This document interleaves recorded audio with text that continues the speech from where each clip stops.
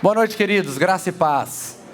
Eu já quero dizer que no próximo batismo ele não vai acontecer aqui como vocês estão acostumados, porque vai ser tanta gente que a gente vai fazer ou lá no pátio ou aqui atrás. Então você que provavelmente participou desse batismo aqui no meio da igreja, você tenha participado do último desse modelo, amém? Porque não vai ter tanta gente que não vai dar tempo de fazer durante o louvor. Glória a Deus, que alegria, é uma festa muito linda. E essa festa acontece em torno de um mandamento do Senhor, e hoje nós temos a alegria de poder celebrar o Senhor e a sua palavra. Quem aqui ama a palavra de Deus? Então é isso que nós vamos fazer hoje. Nós vamos nos debruçar sobre a palavra de Deus.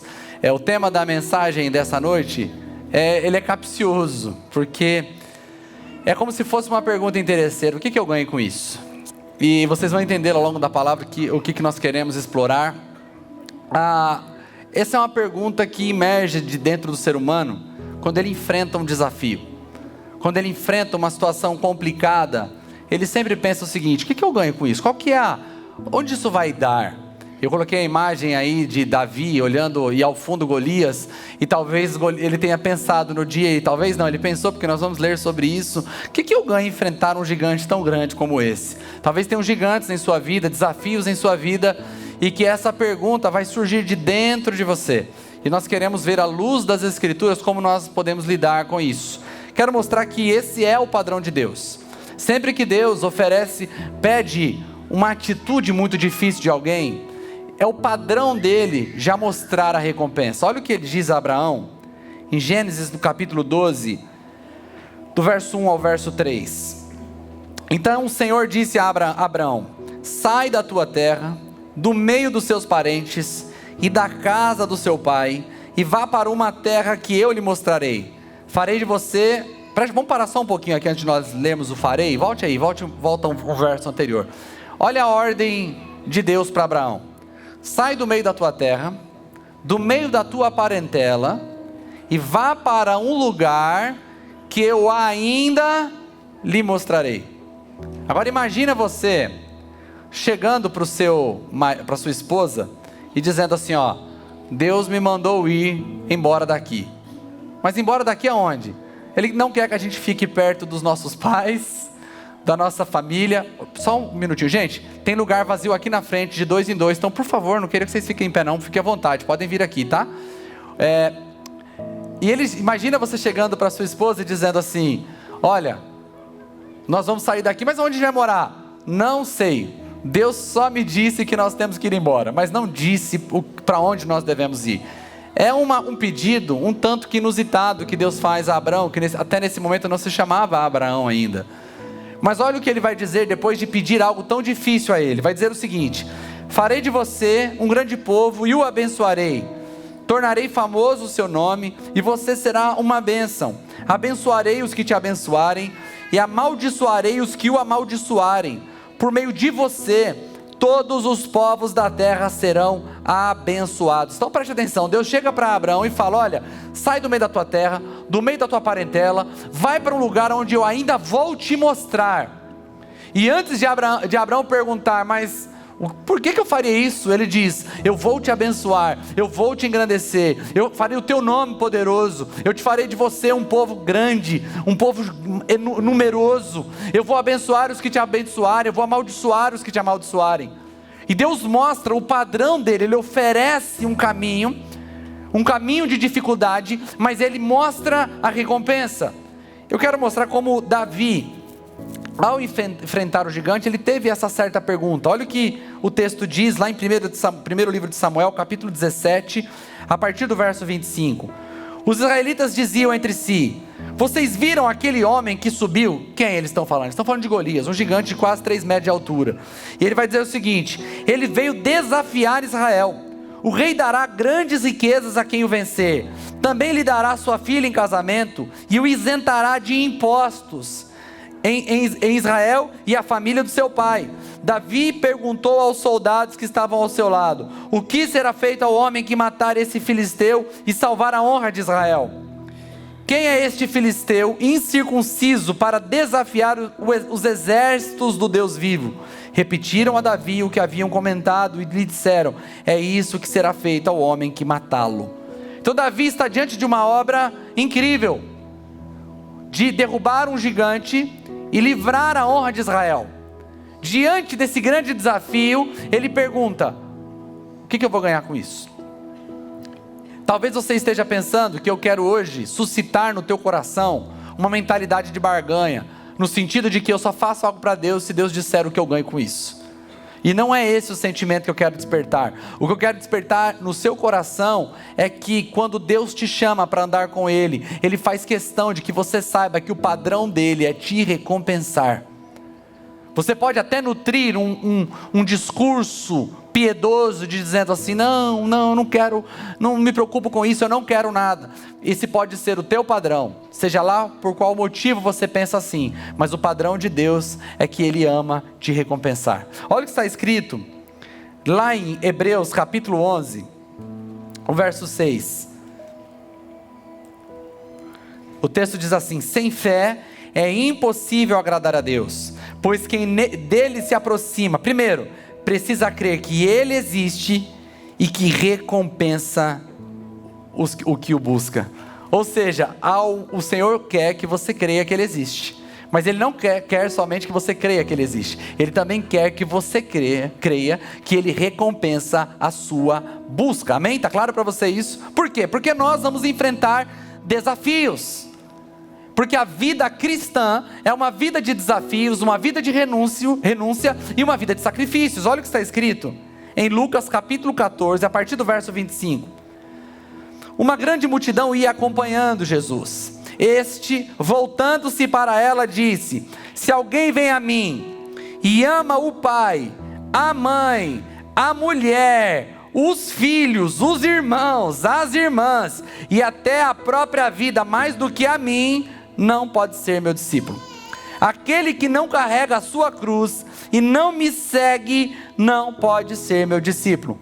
Qual de vocês, se quiser construir uma torre, não senta primeiro para calcular o preço e verificar se tem dinheiro suficiente para completá-la? Pois se lançar o alicerce e não for capaz de terminá-la, todos os que virem zombarão dele, dizendo: este homem começou a construir e não foi capaz de terminar. Ou qual é o rei que, pretendendo sair à guerra contra outro rei, não senta primeiro e pondera se com 10.000 homens é capaz de enfrentar aquele que vem contra ele com 20.000? Se não for capaz, ele enviará uma delegação, enquanto o outro ainda está longe, e pedirá um acordo de paz. Da mesma forma, qualquer de vocês que não renunciar a tudo que possui, não pode ser meu discípulo. Olha o que Jesus está vindo, e está vindo uma multidão atrás dele. Jesus poderia aproveitar o engajamento dessa multidão e dizer assim: gente, vamos andando comigo, e no caminho vocês descobrem qual é o custo de me servir. De repente ele para e ele faz um alinhamento de expectativa com essa turma toda. Ele está dizendo: pessoal, é o seguinte, deixa eu dizer para vocês o nível de comprometimento que eu espero de vocês. E ele vai dizer: se alguém vem após mim, e ele vai dizer, e ama o teu pai, a tua mãe, o teu irmão, a tua irmã, o teu filho, a si mesmo, mais que a mim, esse não pode ser o meu discípulo. E o exemplo de Jesus é o exemplo de alguém que calcula o custo antes de iniciar uma obra. Hoje, depois do culto de Sorocaba, nós estávamos voltando para aqui, para Itapetininga, e minha esposa olhou do lado, tinha 2 ou 3 torres que nitidamente foi deixada pelo meio. Alguém começou a obra e não completou. E nós ainda perguntamos, né? Por que será? O que aconteceu? Má administração?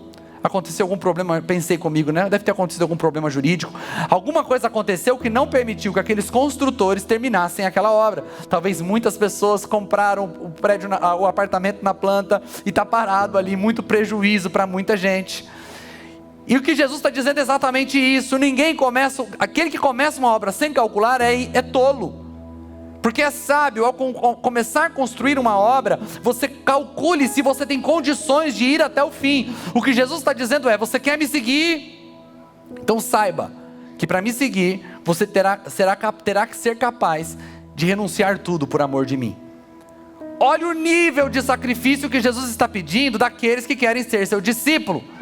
Mas ele está dizendo: se você quer ser meu discípulo, isso significava muito. A recompensa para aquele pessoal era ser discípulo daquele que irá governar a terra por toda a eternidade.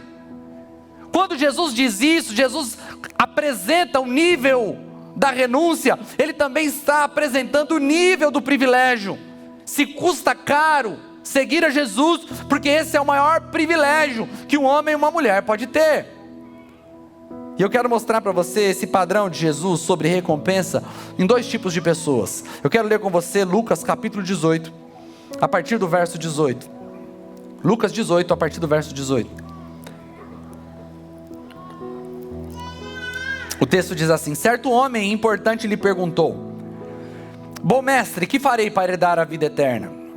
Por que você me chama bom? Jesus respondeu: ninguém é bom exceto um, que é Deus. Você conhece os mandamentos: não adultere, não assassine, não furte, não dê falso testemunho, honre o seu pai e a sua mãe. A tudo isso tenho obedecido desde a adolescência, disse ele. Ao ouvir isso, Jesus lhe disse: falta ainda uma coisa. Venda tudo o que possui, dê o dinheiro aos pobres, e você terá um tesouro nos céus. Depois vem e siga-me. Ouvindo isso ele ficou triste, porque era muito rico. Vendo-o entristecido, Jesus disse: como é difícil aos ricos entrar no reino de Deus. De fato, é mais fácil um camelo passar pelo fundo de uma agulha do que um rico entrar no reino de Deus. Os que ouviram isso perguntaram: então, quem pode ser salvo? Jesus respondeu: o que é impossível para o homem é possível para Deus. Pedro lhe disse: nós deixamos tudo o que tínhamos para seguir-te. Jesus respondeu: em verdade lhe digo que ninguém que tenha deixado casa, mulher, irmãos, pai, filhos, por causa do reino de Deus, deixará de receber na presente era muitas vezes mais, e na era futura a vida eterna. Muito emblemático esse diálogo.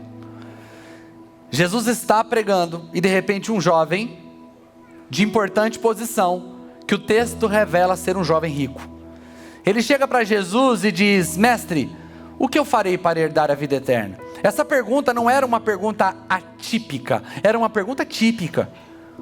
Nós vamos ver esse questionamento inclusive em discípulos de filósofos, que faziam a mesma pergunta para os seus mestres: o que faremos para ter a vida eterna? O que farei para ter a vida eterna? E a resposta de Jesus também foi uma resposta típica. Jesus disse: você conhece os mandamentos. Mas antes de dizer a ele quais eram os mandamentos, Jesus confronta, e aqui é a chave do diálogo, Jesus confronta o conceito de bondade daquele jovem. Ele vai dizer: por que você me chama de bom? Bom é somente Deus. Jesus faz duas coisas ao dizer isso. Ele reafirma a sua divindade, porque ele é Deus e ele de fato é bom. Mas Jesus confronta o modelo de bondade que estava no coração daquele jovem. E então Jesus diz: você sabe quais são os mandamentos. E Jesus não cita todos os mandamentos, mas cita os mandamentos relacionais, aqueles mandamentos que poderiam ser verificados. Dá para verificar se a pessoa honra ou não honra seus pais, dá para verificar se a pessoa já matou ou não matou alguém, dá para verificar. Eram mandamentos externos. E aquele jovem poderia, para ele, a conversa poderia acabar ali, dizendo: ufa, então peraí, é só fazer isso? Então, obrigado pela resposta, vou para minha casa, eu hei de herdar a vida eterna. Mas quando ele termina de responder a Jesus, que ele observava todas essas coisas, e Jesus não desmente, Jesus não diz: mentiroso, você não faz nada disso, você está mentindo. Jesus fala para ele: mas ainda lhe falta algo. E aí Jesus vai dar uma resposta atípica, porque Jesus vai dizer algo que nós não vimos isso em nenhuma das cartas do apóstolo Paulo. Nós não vamos ver Jesus dizer isso a outra pessoa, a não ser aquele jovem. E Jesus vai dizer assim: se queres ser perfeito, ou se queres herdar a vida eterna, vai, vende tudo que você tem, dá aos pobres, e depois você me segue. Jesus queria levar aquele jovem para o lugar do reconhecimento de incapacidade. Porque se dar o dinheiro aos pobres garantisse a salvação, a salvação já não seria pela graça, seria por obras. Mas a salvação que é pela graça precisa de um ingrediente muito importante: eu e você reconhecermos que nós somos incapazes de pagar por nossa própria salvação. Certo dia, eu já contei isso aqui, eu vi um post de um pastor amigo que eu acredito ter se equivocado. Ele fez um post, no post ele fazia a pergunta: a salvação é de graça? E eu estava ansioso para ver qual era a resposta dele. E ele diz: não, a salvação não é de graça, a salvação custa tudo que você tem. Até aí está tudo certo, nós vamos falar sobre isso. Mas na explicação dele, ele fala algo que foi muito equivocado. Ele diz o seguinte: a salvação é como se você tivesse que pagar 1 milhão e você só tivesse R$1. E R$1 é tudo que você tem. Então você dá o seu R$1 e então Deus entra com o que falta. Por que essa explicação está equivocada? Porque a Bíblia diz que os nossos atos de justiça são como os trapos da imundícia. Tudo que temos ainda é negativo diante de Deus. Não inteira R$1. Pelo contrário, quando a gente abre a carteira, diminui ainda um pouquinho mais do que a gente deve. Tudo que a gente tenta oferecer é uma ofensa à graça de Deus. Por isso que a resposta adequada para o jovem deveria ser: Senhor, eu não sou bom, eu não consigo, isso é difícil para mim, isso é impossível para mim, eu preciso da tua ajuda. Porque a lógica do jovem é a lógica que quase todos nós temos. Ele queria um benefício em troca de uma lista de regras possíveis para que ele se sentisse merecedor. Essa era a lógica do jovem. Eu quero os benefícios em troca de uma lista de regras que eu consiga obedecer, para que no final eu me sinta merecedor. É por isso que a gente vê tanto cristão com uma linguagem equivocada, dizendo: mas eu tenho pago um preço. Esses dias eu conversando com uma pessoa que inclusive já foi pastor, e eu tenho o costume de quem me conhece, conversa comigo ao telefone: e aí pastor, tudo bem? Cada dia melhor, graças a Deus, muito melhor do que eu mereço. E ele falou assim: não fala isso não, porque você merece sim. Você merece sim, nesse papo aí tá errado, você merece sim. Eu falei, aí eu não queria discutir, né? Minha vontade era. Mas eu falei assim, esse é seu ponto. Vamos continuar a nossa conversa, e mudei de assunto. Porque, queridos, a graça de Deus, ela nos constrange ao ponto de nós olharmos para aquilo que Deus nos deu e sempre entendermos que nós temos mais do que merecemos. Jesus queria levar aquele jovem a um lugar de incapacidade. Todas as vezes que nós quisermos comprar ou conquistar a nossa salvação por esforço próprio, por amor de nós, Deus elevará o sarrafo. É mais ou menos como se você fosse para uma corrida de saltos e de repente o seu treinador colocasse a vara para pular ali em 50 centímetros. Você pula e você fala: uau, eu sou o máximo, 50 centímetros eu levo. E ele coloca 1 metro, aí você vai e pula. Aí ele vai e coloca 1,5 metro, e você pula também. Aí ele vai e coloca em 2 metros e você não consegue. Se fosse um professor terreno, você poderia pensar: está tentando me humilhar, está tentando pôr a barra no lugar onde eu não consigo pular. O que Jesus estava fazendo é exatamente isso, pondo a barra no lugar onde o jovem não poderia pular, para ele reconhecer que ele era incapaz e que ele precisava de Jesus. Mas ao invés dele reconhecer a sua incapacidade e clamar aquele que poderia lhe ajudar, porque esse é o caminho da salvação. Ninguém é salvo porque faz algo incrível, mas a salvação que nos vem de graça é dada a um coração que reconhece a sua incapacidade. Por isso não faz sentido você dizer que não quer vir para a igreja porque você não consegue abandonar um pecado. Por isso que é inadequado você dizer que quando estiver pronto você vem para a igreja. Por isso que é inadequado você dizer que está esperando o tempo certo para que você dê mais um passo na tua fé. Porque quando você diz isso, você está dizendo: daqui a pouco eu consigo pular. Por isso é importante você dizer assim: sabe por que eu estou aqui? Porque eu sou incapaz. Foi desenvolvida inclusive uma ideia errada quando as pessoas começaram a falar sobre o batismo com o Espírito Santo. Você tem que buscar, você tem que merecer, você tem que virar madrugada orando para que Ele te batize. Deixa eu te dizer uma coisa: o Espírito Santo não te batiza porque você merece, Ele te batiza porque você precisa. A graça de Deus vem porque nós somos incapazes. Mas o jovem recua diante da oferta da incapacidade. Ele recua diante da possibilidade de não ser capaz. A lógica de Jesus é: eu quero que você seja herdeiro, eu quero que você reconheça que você é incapaz de conquistar isso, eu quero te dar isso de graça. Mas todo orgulhoso não gosta de receber nada de graça. Porque quando você recebe algo de alguém, isso é gerado dentro de você um sentimento de reciprocidade. Isso é usado em network, é usado nos relacionamentos comerciais. Você presenteia um amigo, um parceiro de negócio e inicialmente parece que você não quer nada, mas você está plantando no coração dele o desejo de ser recíproco. E ele vai lembrar de você numa próxima vez. E aí quando você chega diante de Deus, e Deus vai te dar e você diz, não, quanto custa? Eu quero pagar. Aí Deus fala assim, amigo, coloca a sua carteira de dentro do seu bolso de novo.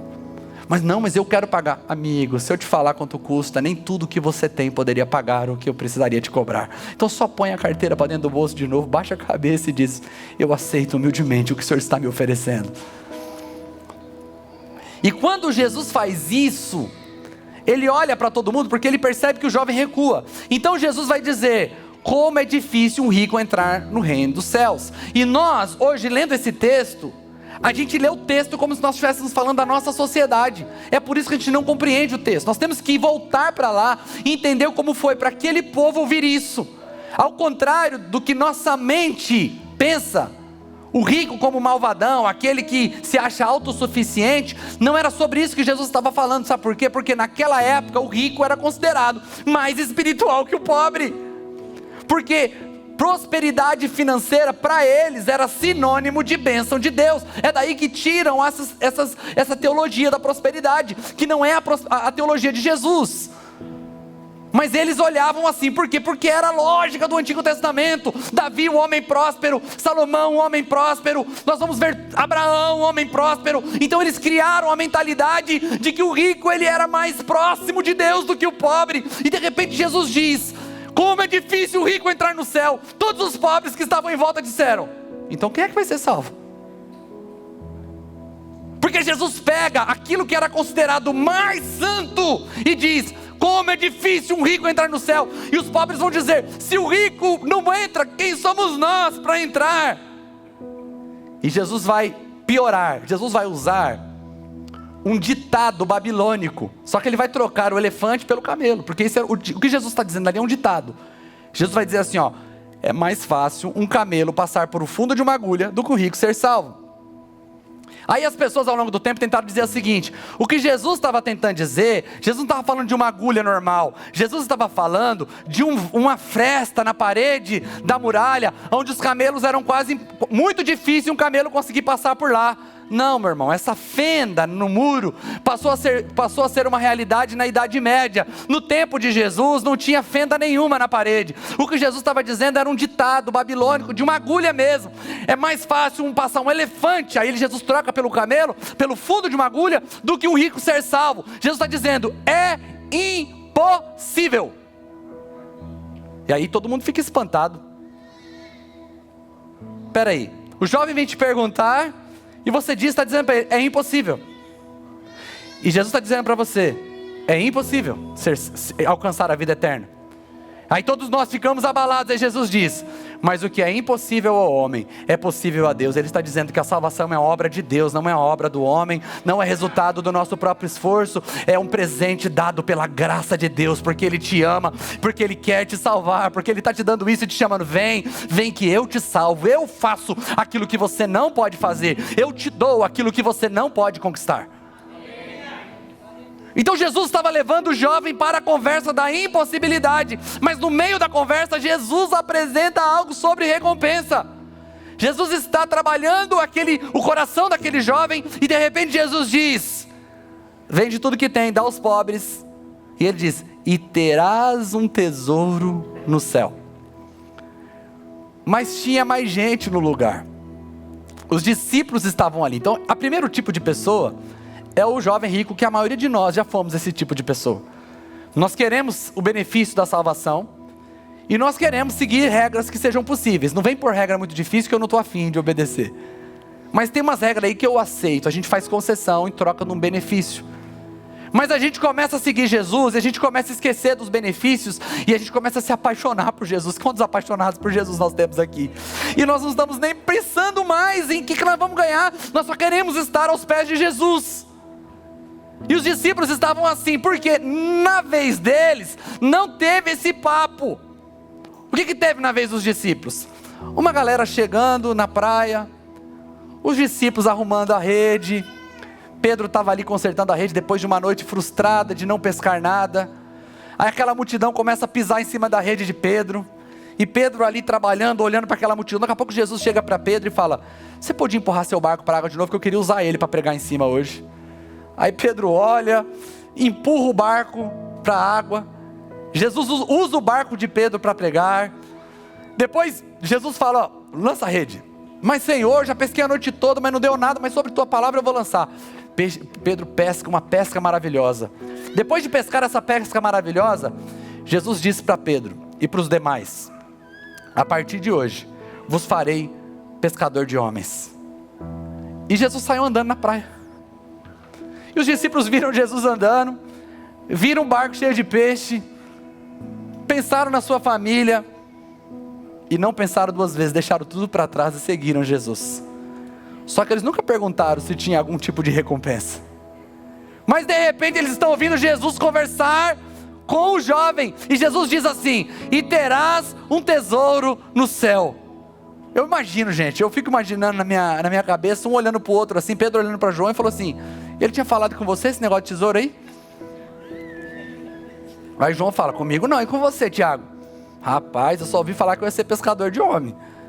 Eu também, não falou nada. Aí eles terminam a conversa e falam para Jesus assim: que história é essa de tesouro? Nós fizemos tudo o que o Senhor pediu para o jovem, nós deixamos tudo. E Jesus poderia responder: larga de ser interesseiro, vocês já são meus discípulos, quer mais privilégio que isso?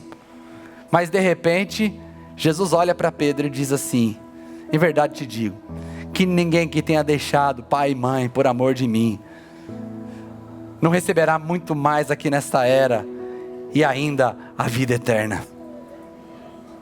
Amados, deixa eu dizer algo para você. Eu trabalho há tanto tempo aqui pastoreando essa igreja, e eu vi tantas pessoas terem suas rotinas abaladas por conta da comunidade. É casa aberta para fazer célula, é horário reajustado para poder liderar uma célula, é discipular pessoas que dão trabalho, e cada dia mais eu estou trabalhando para que existam mais tipos de pessoas disponíveis para fazer isso. E aí às vezes a pessoa pode pensar assim: mas pastor, minha vida vai mudar toda, isso vai me custar muito. Eu não tenho dó. Você sabe por que eu não tenho dó? Porque existe uma recompensa te esperando, e essa recompensa é eterna. Quando eu vendi a minha empresa 2 anos atrás, muitas pessoas me perguntaram: agora o que você vai ficar fazendo aqui? Você não tem mais empresa aqui, você veio para a cidade por conta da empresa, agora não faz sentido o senhor ficar aqui. E muitas pessoas expressavam um certo tipo de admiração, como se aquilo que eu estivesse fazendo fosse uma coisa muito difícil. Nossa, mas você vai ficar aqui? Nossa, mas seu trabalho nem é aqui. Irmão, deixa eu dizer uma coisa para você: nunca tenha dó de mim, nunca tenha pena de mim. Existe uma recompensa me esperando. Acredite você, eu estou de olho na recompensa que o meu Senhor me prometeu. Eu estou esperando entrar um dia diante do meu Senhor e Ele falar: servo bom e fiel, foste fiel sobre o pouco, sobre o muito te colocarei. Entra para o gozo do teu Senhor. Todos os dias, você que está fazendo algo para o Senhor, que você se sentir cansado, que você sentir que sua vida mudou demais, que você teve que reajustar tudo, nunca aceite que alguém tenha dó de você. Sempre regozije-se e saiba: isso é maravilhoso, eu fui chamado para fazer a obra do Senhor. Existe uma recompensa me esperando. Esse é o padrão de Deus para as nossas vidas. Ele quer nos recompensar. Quando nós nos encontrarmos com Jesus, nós sentiremos a alegria de quem está lucrando. Olha o que o apóstolo Paulo fala aos Filipenses, no capítulo 1, verso 21. Porque para mim o viver é Cristo, e o morrer é? Imagina, irmãos, eu estou tranquilo, porque um dia eu vou me encontrar com Deus. Eu quero que você esteja tranquilo quando você for se encontrar com Deus, porque você não amou mais os seus pais, sua mãe, você não amou mais sua própria vida, você não deixou que nada se colocasse no caminho entre você e Deus, para fazer a vontade do Senhor. E o Senhor Jesus, Ele reafirma esse padrão. Eu quero mostrar para você como Ele tratou as 7 igrejas da Ásia. Olha o que está escrito em Apocalipse 2:7. Quem tem ouvidos, ouça o que o Espírito diz às igrejas. Aquele que vencer, darei o direito de comer da árvore da vida que está no paraíso de Deus. Olha o que ele diz em Apocalipse 2:11, a igreja de Esmirna. Quem tem ouvidos ouça o que o Espírito diz às igrejas. Aquele que vencer não sofrerá de modo algum a segunda morte. E ele vai dizer à igreja de Pérgamo no verso 17 do capítulo 2: quem tem ouvidos ouça o que o Espírito diz às igrejas. Aquele que vencer darei do maná escondido, também lhe darei uma pedra branca com um novo nome escrito nela, conhecido apenas por aquele que a recebe. Apocalipse 2, 26, 28, a igreja de Tiatira, o Senhor Jesus diz: aquele que vencer e fizer a minha vontade até o fim, darei a ele autoridade sobre as nações. Ele os governará com cetro de ferro e as despedaçará como um vaso de barro. Eu lhe darei a mesma autoridade que recebi do meu Pai, também lhe darei a estrela da manhã. Apocalipse 3, capítulo 3, verso 5, a igreja de Sardes: aquele que vencer será igualmente vestido de branco. Jamais apagarei o seu nome do livro da vida, mas confessarei o seu nome diante do meu Pai e dos seus anjos. Ele diz à igreja de Filadélfia no verso 12 do capítulo 3: aquele que vencer será feito por mim coluna no templo do meu Deus, e dali jamais sairá. Escreverei nele o nome do meu Deus e o nome da cidade do meu Deus, a nova Jerusalém, que desce dos céus da parte de Deus. E também escreverei nele o meu nome, o meu novo nome. Apocalipse 3, 21, a igreja de Laodiceia: aquele que vencer darei o direito de se assentar comigo no meu trono, como eu também venci e me assentei com meu Pai no seu trono. Ao que vencer, existe uma recompensa para aquele que vencer. É verdade que o apóstolo Paulo fala que ele encontrou Jesus. Ele diz: considerei tudo como perda, para conhecer Jesus e ser achado nele. Quando nós somos transformados pelo Senhor, a maior recompensa passa a ser Jesus. Jesus diz: eu irei preparar um lugar. Ele diz: na casa de meu Pai há muitas moradas, se não fosse assim eu não teria dito, vou preparar um lugar. Ele fala: eu irei, mas voltarei, para que onde eu estiver, estejais vós também. A maior promessa para nós não é o céu, não é rua de ouro, não é mansões celestiais. A maior promessa não é poder ter um corpo glorificado. A maior promessa é estar com Jesus por toda a eternidade. Um dia nós estaremos com Jesus para sempre, e Ele nos convida a andar com Ele. Nós não precisaríamos de mais nada, mas Ele diz: ao que vencer, ao que vencer, ao que vencer, o Senhor tem promessas para a nossa vida, e nós nos encontraremos com Ele naquele dia. Primeiro, o Senhor quer que você saiba que servi-lo te custará tudo. É entregar o controle da sua vida nas mãos dEle. Pastor, mas tem um pecado que eu não consigo vencer. Confessa isso para Ele. Busque ajuda. Não veja Jesus como alguém que está te julgando hoje. Ele está te salvando. Não vim para julgar, eu vim para salvar e buscar aquele que havia se perdido. Se você está perdido nos seus delitos e pecados, não fique preocupado em se aproximar de Jesus. Pelo contrário, corra para Ele. Ele está te esperando para te ajudar, para te salvar e te libertar. Mas se você entender o preço de seguir a Jesus, Ele quer que você saiba que Ele vai te recompensar. Naquele dia não adianta você chegar e falar: não, Senhor, já recebi o bastante. Ele fala assim: eu não te perguntei. Eu ainda assim vou te recompensar, porque não estou fazendo isso porque você merece, estou fazendo isso porque eu sou fiel à minha palavra. E se Ele disse que vai fazer, Ele vai fazer, porque no Senhor o nosso trabalho não é em vão. A pergunta é: que tipo de discípulo você quer ser? Aquele que segue um Jesus e uma fé cristã que não lhe custa nada? Ou aquele que já entendeu que seguir a Jesus lhe custa tudo? E se você entendeu que seguir a Jesus lhe custa tudo, eu quero dizer para você: quando você estiver passando pelos dias mais difíceis, lembre que Jesus estará te esperando com uma recompensa. Eu não tenho como não recordar e contar outra vez a história da família coreana que iria ser enterrada viva, porque eles não queriam negar o nome de Jesus. A família estava toda dentro do buraco, os soldados estavam em volta do buraco com as pás na mão, e ainda dando a última chance para que a família negasse a Jesus. Então as crianças começam a agarrar nas vestes da mãe e começam a pedir para que a mãe desista, porque elas não querem morrer. As crianças, afinal de contas, as crianças não têm o nível de revelação que os pais tinham a respeito de quem era Jesus. A mãe se ajoelha na altura das crianças e diz assim: crianças, vamos fechar os olhos, porque em poucos minutos nós estaremos nos encontrando com Jesus. Aqui no Brasil, talvez nós consideraríamos alguém fracassado, porque morreu enterrado. Mas aqueles que conhecem Jesus, sabem que nem a morte, nem a vida, nem os anjos, nem principados, nem potestades, nem o presente, nem o futuro, nada pode nos separar do amor de Deus que está em Cristo Jesus.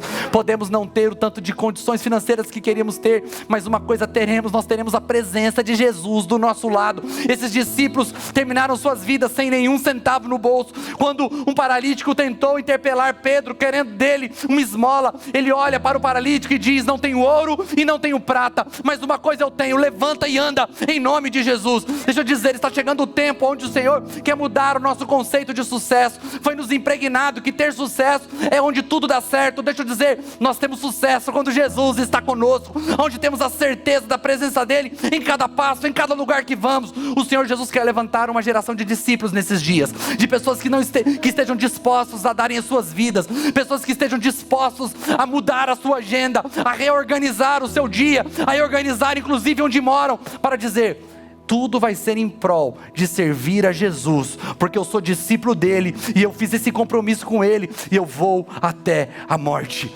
Amém, queridos? Eu quero te convidar a ficar em pé. Se você recebe essa palavra, dê uma forte salva de palmas ao Senhor Jesus, porque Ele merece, Ele é digno. Eu quero te convidar a fechar os teus olhos enquanto você dá a sua salva de palmas e começa a glorificar ao Senhor. Fale: Senhor, eu preciso de ajuda. Não sei qual é a área da sua vida na qual você se sente incapaz. Eu não sei qual é a área da sua vida onde você se sente inadequado ou inadequada. Talvez você se sinta incapaz, você diz: eu não sei se eu posso seguir Jesus, eu nem sei se Jesus me quer. Eu quero dizer que se Jesus trouxe você aqui hoje é porque Jesus te quer. Talvez os seus pais não te quiseram, talvez os seus líderes não te quiseram, talvez os seus amigos não te quiseram, talvez o seu marido não te quis, talvez a sua esposa não te quis, mas eu quero dizer para você que Jesus te quer. E quando Ele dificulta, não é para que você desista e vá embora. Quando Ele dificulta, é para que você se prostre aos pés dEle e diga: Senhor, eu não consigo, mas sobre Tua palavra eu creio, e eu peço a Tua ajuda nesta noite, para que a minha vida seja transformada. Eu não sei qual dos tipos de pessoa você é. Talvez você seja como o jovem rico, você ainda não entregou sua vida para Jesus, e o desafio dele é o que te prende no mundo, ao ponto de você não conseguir se render aos pés de Cristo de uma vez por todas. Mas talvez você faça parte do segundo grupo. Você já é um discípulo de Jesus, você já entregou a vida para Ele, você já deixou todo o pecado para trás, mas a sua vida cristã é medíocre. Você ainda é egoísta, você não quer que a vida de comunidade abale a sua agenda, você não quer que a vida da comunidade abale os seus compromissos, você não quer que a vida da comunidade, a vida da fé, mude a sua história. E hoje o Senhor está dizendo: é tudo, é tudo. Não é alguma coisa, é tudo. E dependendo do grupo que você está, vai ser o tipo de oração que você vai fazer hoje. Talvez você faça parte do primeiro grupo, que é aquele que é o grupo do jovem rico, e você vai dizer: Senhor, há muito tempo eu quero te seguir, mas tem esse pecado aqui, eu não sei como fazer com ele. E Jesus está te dizendo essa noite: eu preciso do seu reconhecimento de incapacidade para operar em você um milagre. Mas talvez você faça parte do segundo grupo, e você está deixando tantos problemas do passado atrapalharem o seu compromisso com Jesus. Ele morreu por você, Ele não tem culpa do que fizeram com você na sua história. Ele ainda continua te olhando como discípulo, Ele ainda quer que você o olhe como seu mestre. Então eu quero te encorajar a fazer a sua oração nessa noite. Faça a sua oração.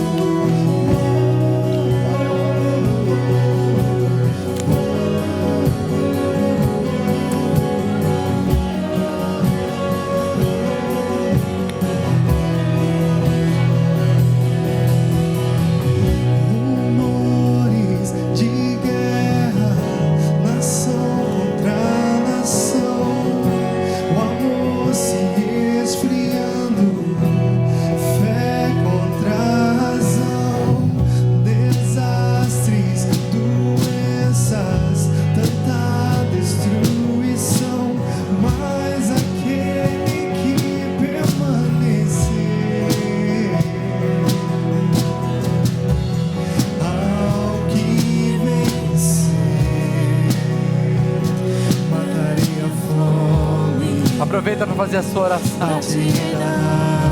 Revele a sua incapacidade diante do seu Deus. Ao que vencer será coroado,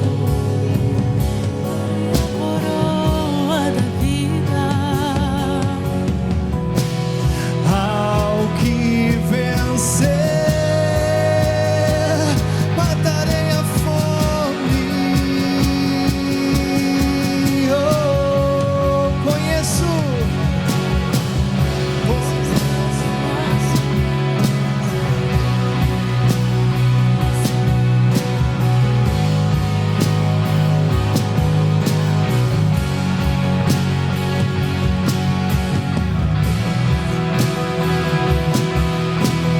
As tuas aflições, eu venho sem demora.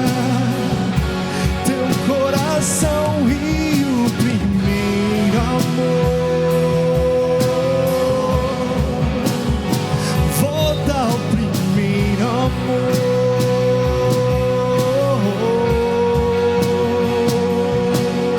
Ao que vencer, ao que vencer, Ao que vencer, vencerá a morte.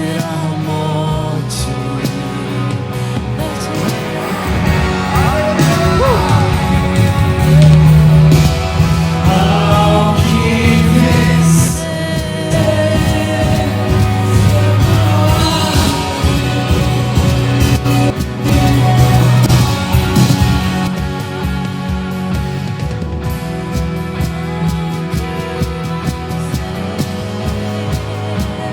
matarei a fome, dar-te-ei da árvore da vida. Ao que vencer será coroado, darei a coroa da vida.